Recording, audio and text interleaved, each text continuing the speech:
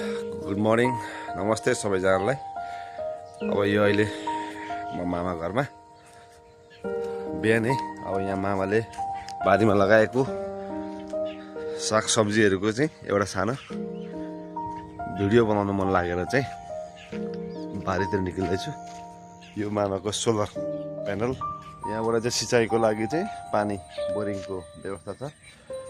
यहाँबाट चाहिँ अब इरिगेसनको लागि सबै पानीहरू जान्छ है। ल साथीहरू हेर्नुहोस्, बैगुन है, ब्रिन्जल, यो बैगुनको लाइन छ। यसरी बैगुन कस्तो मजाले बैगुनहरू फलेको पनि छ है। बैगुन आफै राख्ने गरेको छ है। अब हामी नर्सरीबाट मामा कृषि पेसामा धेरै नै अगाडिदेखि एकदम व्यावसायिक कृषि खेती गर्नुहुन्छ। मान्छेहरू वर्कर लगाएर अहिले काम गर्ने मान्छेहरू एकछिनमा। अब यो बिन्स ल हेर्नुहोस्, यो बिन्स भनेको चाहिँ यो यस्तै है, एकदमै राम्रो। यो बिन्सको खेती मजाले फल्दैछ बिन्स है। अब यो बिन्सको छ,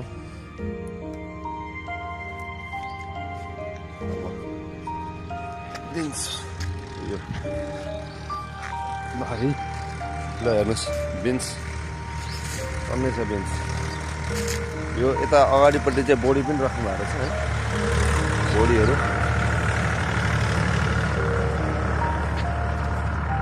घुमेर नि नघुम्न सक्ने गरी नि वरिपरिको एरियामा छ पुरै। ल हेर्नुहोस् है, एकदमै यो त पुरा नेटहरू है, जालीहरूमा यसरी पुरै लगाएर बनाएको छ। मैले यो अब बोडीबारीबाट त मलाई म अरूतिर लान, अब यहाँबाट अरू जाउँ निहुरेर हिँड्नुपर्छ यो माथि नेटले नभए। ल है हेर्नुहोस् है, बोडीहरू बिन्स हो क्या यो सबै है। ल बिन्स यो सबै बिन्स एकदमै ग्रिन बिन्स, एकदमै ताजा छ। बोडीहरू हेर्नु यहाँ है, भुइँभरि पुरै बिन्स छ यहाँ। यो चाहिँ फेरि अदुवा,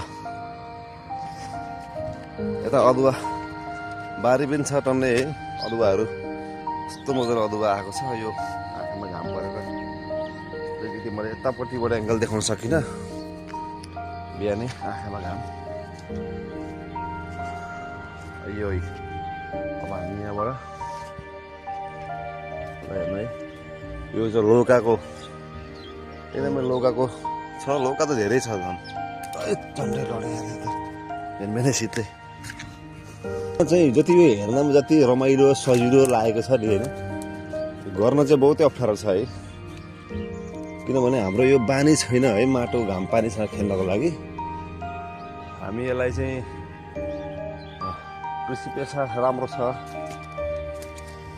गर्न सक्दा चाहिँ, तर अब यो घाम पानीमा खट्न सक्ने, अनि यो पनि एउटा लिभिङ बिङ नै हो होइन। यसको पनि आफ्नै भाषा हुन्छ, रोग हुन्छ। यसले पनि आफ्नो कुराहरू खोजेको बेलामा दिन सक्नलाई के पर्छ, यसको दबाई पानी सिजनहरूको बारेमा पनि नलेज छैन भने चाहिँ गाह्रै हुन्छ। अब यो टमाटर चाहिँ भर्खर प्लान्ट गर्नुभएको छ है, भनेको चाहिँ सिजनभन्दा अगाडि यत्रो बिरुवा बनाइसक्नु भएको रहेछ। यसले मार्केट राम्रै पनि दिन्छ, किनकि अब यो देखिएको चाहिँ काँक्रा र घिउलाको झ्याङ रहेछ। अब त्यहाँ सफा गरेर पर चाहिँ छ, पर अब हामी अहिले पर पनि जान्छौँ यताबाट भन्दा। अहिले म यताबाट घुमेर जान्छु, किन यता अरू पनि पाटो छ। हामी अघि त्यो पाटो, यो पाटोमा थियौँ हामी अघि है। अब अहिले हामी यो पाटोमा छौँ। ल हेर्नुहोस् है,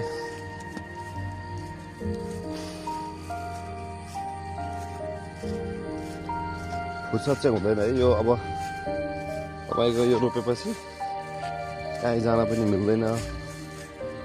एकदमै धेरै यसको बारेमा ध्यान दिनुपर्छ।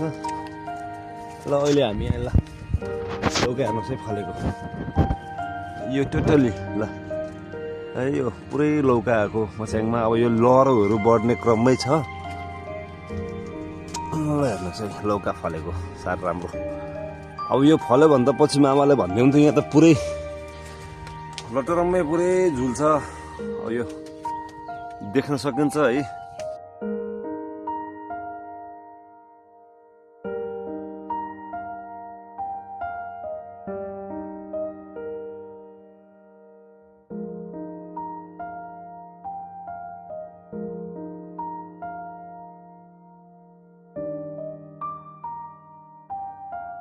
यहाँबाट फेरि तल निहुरेको यो चाहिँ लामो खालको रहेछ क्या, अहिलेको चाहिँ डल्लो खालको रहेछ होइन।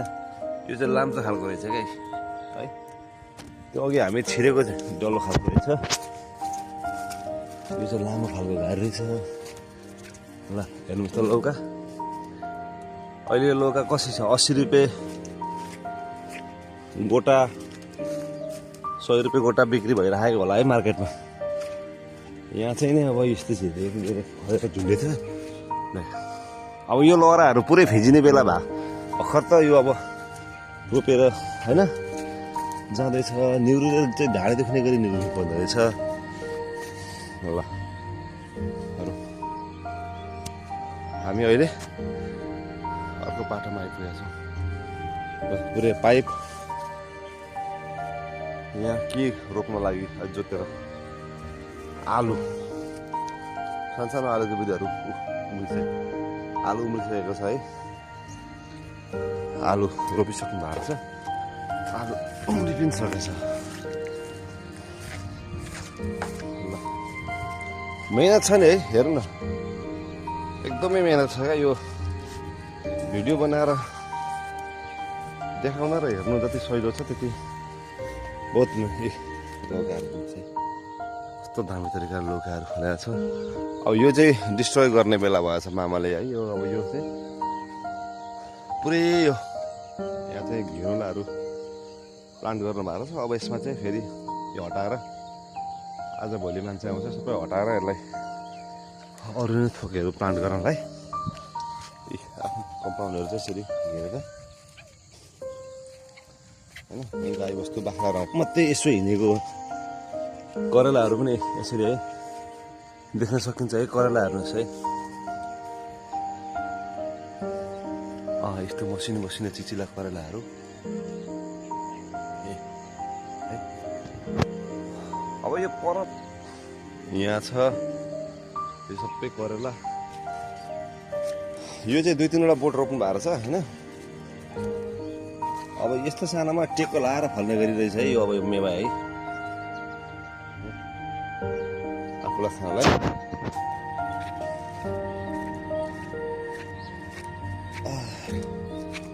ल वरिपरि चिन्नुहुन्छ। ल यसको पनि अब तेजपत्ता हो। यो पनि यो चाहिँ घरको ठ्याक्कै अगाडि। अघि हामी चाहिँ घरको अपोजिट साइडको बारीमा थियौँ भने यो चाहिँ यतापट्टि अब धानहरू छ होइन। यो धानहरू पनि जाइछ, धानहरू काटेको अवस्थामा छ भने यता चाहिँ यो चाहिँ मामाले हैदराबादबाट यतातिर यो बिउ पाउँदैन भन्छ, हैदराबाद इन्डियाबाट मगाएको भनेर चाहिँ भन्दै हुन्थ्यो र निकै फलेछ यो बोडी पनि। यो चाहिँ बाटो घर अगाडिको बाटो होइन, यो बोडीबारी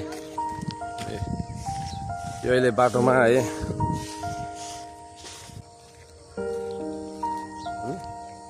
यता धान पर त्यहाँ पर पनि रोप्नु भएको छ।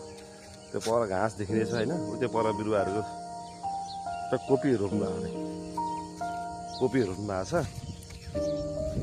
त्यो पर देखिँदै गरेको सानो लाइनमा यो धान। अब नेक्स्ट भिडियो चाहिँ अरू थोकै निकाल्छु है कुनै ठाउँ गयो भने। ल तबसम्मलाई चाहिँ अब यति धेरै मेहनत गरेर उठेर बारी घुमेर शीतमा होइन भिडियो बनाउनु पनि सिक्दैछु। जस्तै भए पनि बन्दैछ, हाल्दैछु। एटलिस्ट सब्सक्राइब गरिदिनु भयो भने चाहिँ अलिकति राम्रो हुन्थ्यो भन्दै फेरि भेट्ने है त ल थ्याङ्क यू